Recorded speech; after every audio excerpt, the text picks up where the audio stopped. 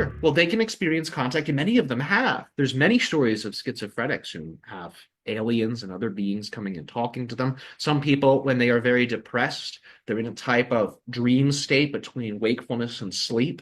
And sometimes contact experiences can be had. Now, when a person has contact experiences in those states, sometimes it can be a little scary, challenging to interpret. So they are not immune from contact, but the contact might not be as enjoyable.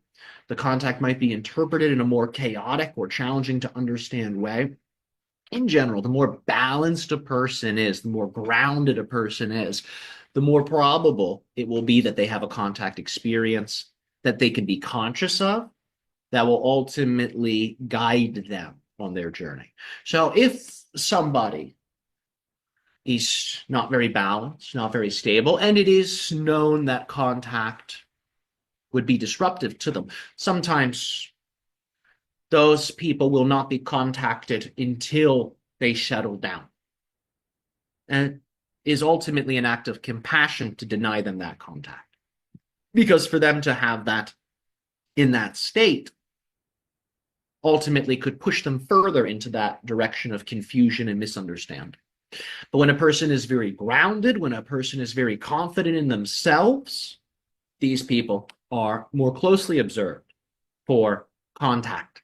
They are seen as more appropriate candidates. This is why you see many grounded people, many rational people, being the ones who have the close encounters with the UFOs. There are many rational people who don't even focus on aliens or contact or anything like this, and these things seem to show up for them. Why? They can handle it. It's as simple as that. They don't freak out when it happens. They might be intimidated by it. They might be a little shocked by it, but ultimately they're able to take it and say, wow, the world is much different than I thought it was.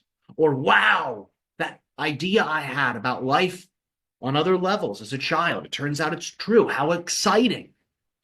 Let's investigate more. When that's the type of approach, when that's the type of response, not only will this person interpret the situation healthfully in the long run, but they will actually become excited by it and will become an ally in the contact process.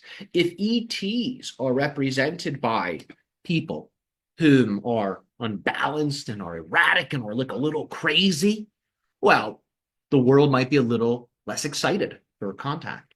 So being eccentric and unique, all of that's welcome, but be balanced, be grounded, know how to handle unusual experiences. People that are in those very vulnerable states, their whole world's unusual.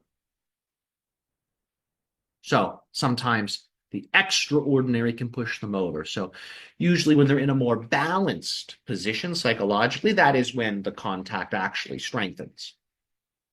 Yes, and they can receive those signals more clearly. They can interpret them in a more auspicious way.